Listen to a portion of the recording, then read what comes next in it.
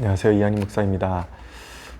이 영상을 이렇게 켜신 분들 가운데 좀 놀라신 분들이 계실 것 같아요. 웬 목사가 메시지를 전하면서 선글라스냐? 그럴 만한 사정이 있습니다. 아마 썸네일 사진은 예전에 찍어놨던 사진으로 제가 올릴 것 같은데 제가 선글라스를 껴야 하는 피치 못할 사정이 있습니다. 지난 월요일 날 제가 왼쪽 눈에 수술을 좀 받았거든요. 심각한 것은 아니고 황반천공이라는 것이 있는데, 그러니까 우리 안구 뒤쪽에 황반이라는 그런 부분이 있는데 거기 이렇게 구멍이 생기게 된 것입니다. 그래서 뭐 이렇게 빛을 제대로 이렇게 어떻게 받아가지고 안구가 올바른 작용을 못하고 하니까 이제 뭐 글씨를 보면 구불구불하게 보이고, 또 이렇게 빛이 과하게 들어온 것처럼 뭐 이렇게 눈이 좀 안구가 아프다거나 그런 증상이 생기는 거예요. 그래서 병원에 갔더니 그렇게 안구 뒤쪽에 구멍이 생겨서 그런 것이다. 그래서 그것을 메우고, 또 이제 백내장 또 이렇게 좀 끼가 있어서 예방하는 그런 수술을 겸해서 이제 받게 되었습니다. 선생님한테 원인이 뭐냐 이렇게 물어보니까 노화다 그렇게 말씀하시더라고요. 최근에 노화란 그 단어를 많이 직면하게 됩니다. 벌써 내가 그런 소리를 듣고 살아야 되는 나이인가, 조금 의아하고 또 인정하기 싫지만, 네, 이렇게 저에게도 그런 세월의 공격이 있을 수밖에 없다라는 것을 인정해야만 하는 시기인 것 같습니다. 그래서 이렇게 불가피하게 메시지를 나누면서 지금 수술한 쪽이 이렇게 좀 그 혈흔 때문에 좀 많이 빨갛습니다. 그래서 사실은 저 혼자 있을 때는 벗어도 상관이 없는데, 보는 사람들이 눈이 빨간 거 보면 좀 그렇잖아요. 어떻게 보니까 또 선글라스 렌즈도 빨갛네요. 어쨌든 그렇지만 그런 사정이 있어서 선글라스를 끼고 오늘 메시지를 나눈다라는 거 이해해 주시고, 겸사 좀 이야기를 하자면 의사 선생님이 수술 잘 됐다고 하더라고요. 그래서 지금 뭐 눈 안구에다가 이제 렌즈를 뭐 삽입하는 그런 이제 수술까지 겸해서 했는데, 뭐 시력이 이제 회복되기까지 뭐 6개월 이상, 뭐 천천히 1년이라는 과정 속에서 이렇게 회복이 된다고 하더라고요. 근데 그럼 시력이 얼마 정도 나오게 되냐 이렇게 물어보니까 보통 0.4에서 한 0.5 정도 나오게 되고, 뭐 이렇게 간혹 경과가 좋은 사람들 같은 경우는 0.9, 거의 1.0까지도 가능하다 이렇게 말씀을 하시더라고요. 그래서 제가 요즘 이렇게 소망하는 것은 제 시력이 1.0까지 이렇게 회복이 됐으면 좋겠다. 그렇게 되면은 이제 좀 안경을 벗어 던지려고 합니다. 물론 이제 이쪽도 반대쪽도 시력이 나쁘긴 하지만, 난시가 심하긴 하지만 한쪽이 1.0으로 조금 선명하게 볼 수 있다면 능히 안경 벗고도 활동할 수 있지 않을까, 이제 안경을 벗는 시대가 오지 않을까 하는 기대감을 가지고 있습니다. 좀 말씀 나누면서 좀 사설이 되어져 가고 있는데, 제가 참 이렇게 아쉬울 때가, 이렇게 멋있는 선글라스를 하나 사도 이제 저 같은 경우는 이렇게 도수가 있는 렌즈로 바꿔야 되거든요. 근데 선글라스가 너무 마음에 들어가지고 사면은 렌즈를 바꾸고 나면 그 색채나 그 느낌이 너무 달라져가지고 이거 참 아깝다라고 그렇게 생각될 때가 참 많았거든요. 그래서 그런 아쉬움들이 있곤 했는데, 이제 좀 안경을 벗고 좀 자유해지는 그런 시즌이 오지 않을까 하는 그런 소망도 가지고 있습니다. 네. 히브리서 10장 11절에서 25절이거든요. 오늘 함께 나눌 본문이. 오늘 본문을 통해서 어떤 사람들에게 이 메시지가 더 와닿을까, 이런 분들이 들으면 참 도움이 될 것 같습니다. 첫사랑을 잃어버린 사람들에게 필요한 것이 무엇일까? 신앙의 첫사랑을 잃어버린 사람들에게 진정으로 필요한 것은 무엇일까? 과거에 이제 주님을 어떤 뜨거운 마음으로 영접했다가 어떤 신앙의 확증적인 그런 어떤 경험, 그리고 믿음이 생기는 것을 경험했던 사람들이 있는데, 어떤 삶의 뭐 여러 가지 이유로 인해서 주님과 멀어졌다가 이제 어느 날 또다시 복음을 듣고 마음에 좀 어떤 변화가 일어나는 것을 경험하면 그냥 예수님 영접하는 것을 계속 반복하는 사람들이 있습니다. 이런 사람들은 주님과 지옥과 천국을 계속 왔다 갔다 하는 거죠.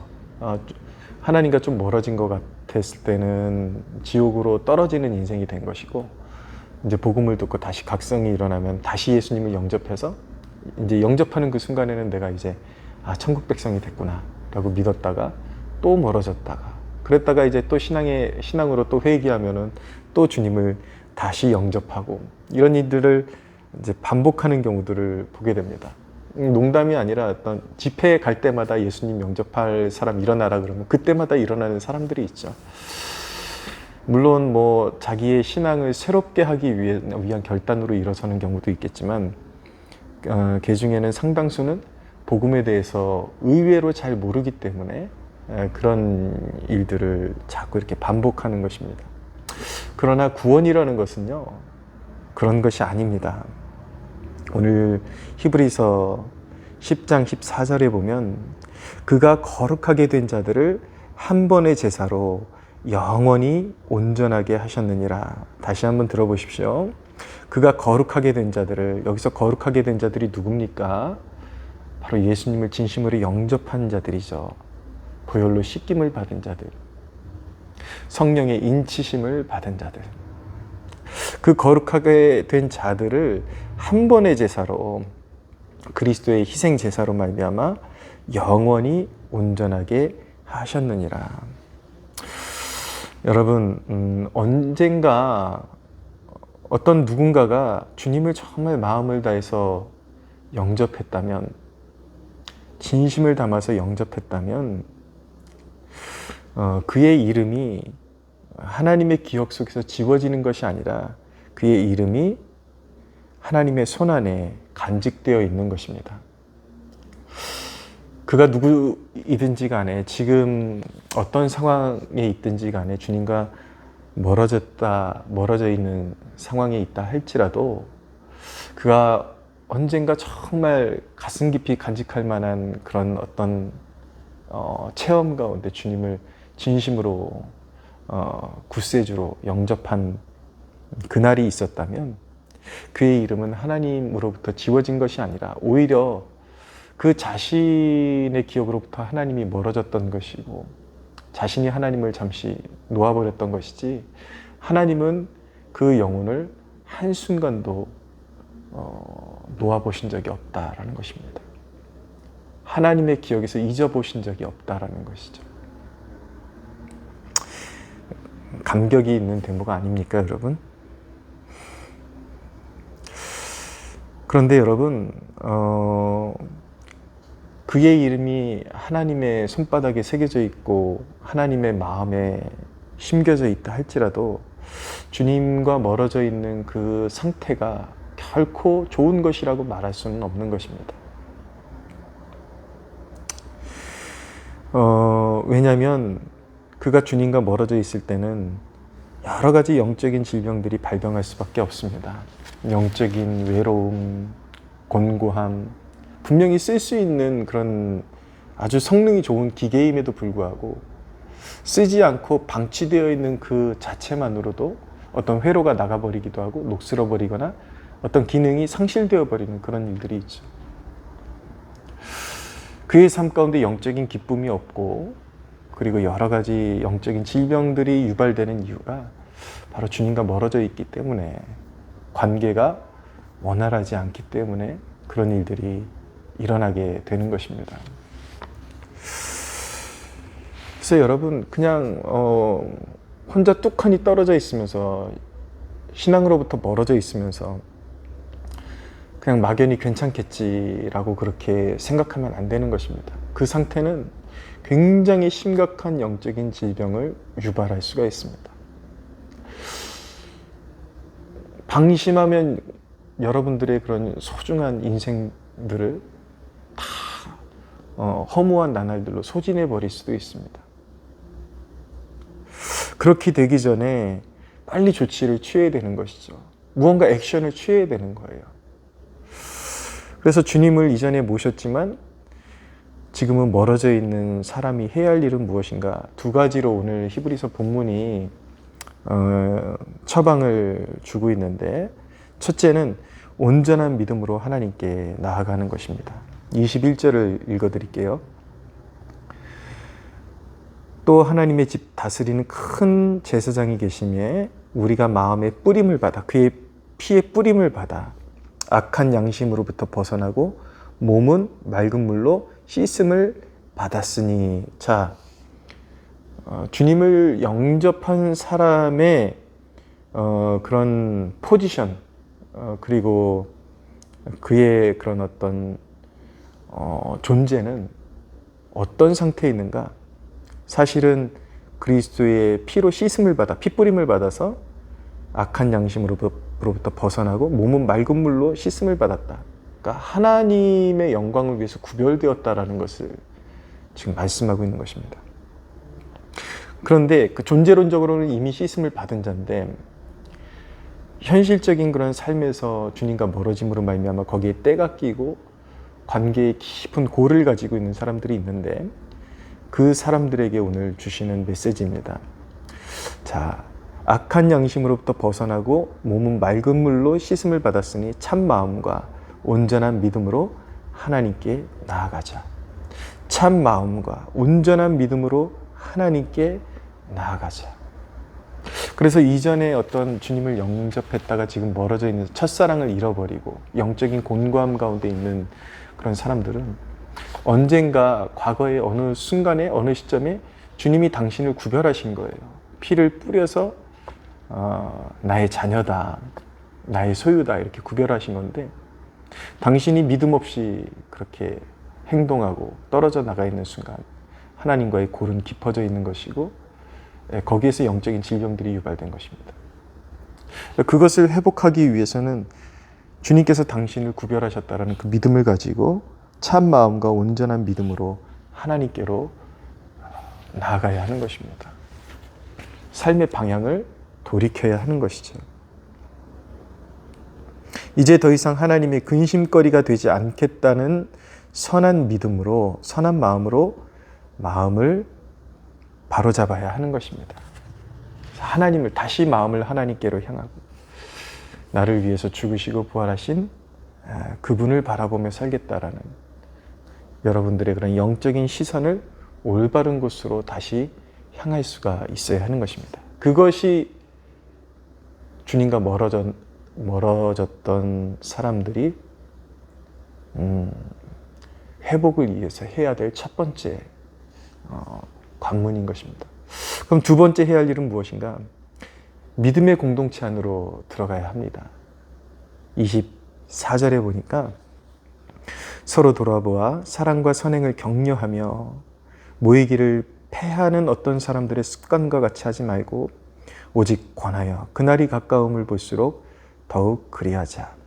분명히 히브리서 기자는 어떤 환난이나 어떤 역경 가운데 믿음이 흔들리고 공동체 밖으로 벗어나서 어떤 유혹을 받아서 그 신앙이 송두리째 흔들리고 있는 백성들에게 경고하며 동시에 권면하고 위로하고 그들을 믿음으로 세워주는 지금 일을 하고 있는 것입니다. 그래서 그 믿음에서 결코 떨어져 나가지 말고 그 믿음을 지탱해 나가려면은 그 활력 있는 믿음을 지켜나가기 위해서는 반드시 믿음의 공동체 안에 붙어 있어야 한다라는 것을 말씀하고 있는 것입니다. 서로 돌아보아 사랑과 선행을 격려하며 모이기를 패하는 어떤 사람들의 습관과 같이 하지 말고 오직 권하여 그날이 가까움을 볼수록 더욱 그리하자. 요즘 세대가 말하는 그런 신앙의 그런 모습과 사뭇 다르죠. 요즘은 모이기를 패하는 것이 유행처럼, 역병처럼 퍼져가고 있습니다. 그러나 아닙니다. 주님과의 올바른 관계가 회복되려면, 그리고 여러분들의 신앙이 다시 활력을 찾으려면 믿음을 독려하는 예배, 그리고 그 사귐 안에 들어와서 그 안에 거하면서 사명을 감당해야 하는 것입니다.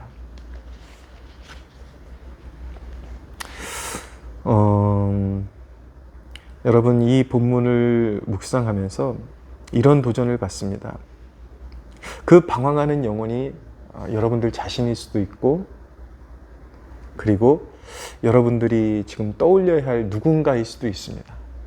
여러분들이 지금 여러분들의 생각 속에 떠오르는 누군가일 수도 있습니다. 오늘 이 본문을 묵상하면서 그런 좀 도전을 가졌으면 좋겠습니다. 우리 주위에 방황하는 영혼들은 누구인가 떠올리고 그 영혼들을 위해 중보하는 시간이 되기를 소원합니다. 정말 영적으로 언젠가 주님을 만났던 뜨거운 기억이 있지만 어떤 삶의 그런 어떤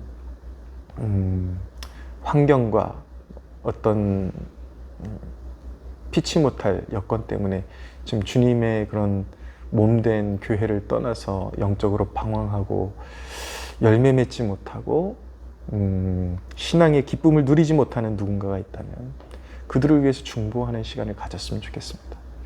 그리고 그것이 단순히 기도로 머무르는 것이 아니라 그들을 독려해서 다시 믿음의 그런 공동체 안으로 그들을 끌어오고, 믿음의 공동체라는 건 사실은 주님의 울타리거든요. 양울타리. 목자 되시는 예수 그리스도의 양울타리. 양울타리를 벗어나서 항상 이리때의 어떤 목표물이 되고 있는 그 지체들을 끌어다가 주님께로 안기는 그런 순종의 열매를 주님 앞에 올려드리기를 소원합니다. 이 메시지를 듣는 여러분들 가운데 이 메시지를 듣는 그 당사자가 바로 오늘 말씀에 해당되는 그 인물이라면 첫사랑에서 떨어졌고 주님과 관계가 멀어졌고 영적으로 방황하는 영혼이 바로 제3자가 아니라 당신 그 자신이라면 여러분들의 영혼을 어둠에 방치하지 마십시오. 여러분들이 겪고 있는 곤고와 외로움이 신앙의 활력으로 바뀌게 하십시오. 다시 여러분들의 마음의 방향을 돌이키고 여러분들의 시선의 방향을 돌이키고, 그리고 영적인 그런 생명력과 은혜가 흐르는 그런 공동체 안으로 들어가십시오. 여러분들의 삶 가운데 멈춰졌던 그 보혈의 은혜에 사실은 그렇게 여러분들의 그런 영적인 사지가 마비되어 버린 그 이유는 무엇입니까? 은혜가 흐르지 않기 때문이거든요. 보혈의 은혜가 여러분들의 영적인 혈관을 통해서 사지로 퍼져나가는 축복이 있게 되기를 바랍니다.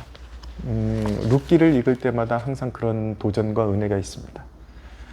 주님을 떠나서 패망했던 그런 여인. 그렇지만 베들레헴이라는 곳은 상징하는 것은 바로 그리스도의 품으로 돌아오는 것을 상징하는 것이죠. 그리고 또 신앙의 공동체 안으로 들어오는 것을 상징하기도 하는 것입니다. 그랬더니 룻에게 어떤 일들이 벌어집니까?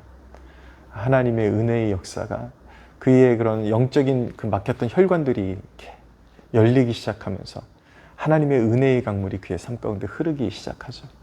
그러니까 그 룻 그녀 자신도 전혀 기대치 못했던 그런 삶의 활력이 솟아오르기 시작하고 하나님의 은혜가 그의 삶 가운데 깃들기 시작하고 하나님의 구원 역사에 놀랍게 쓰임받는 역사들이 회복되어지는 그런 역사들이 있지 않습니까?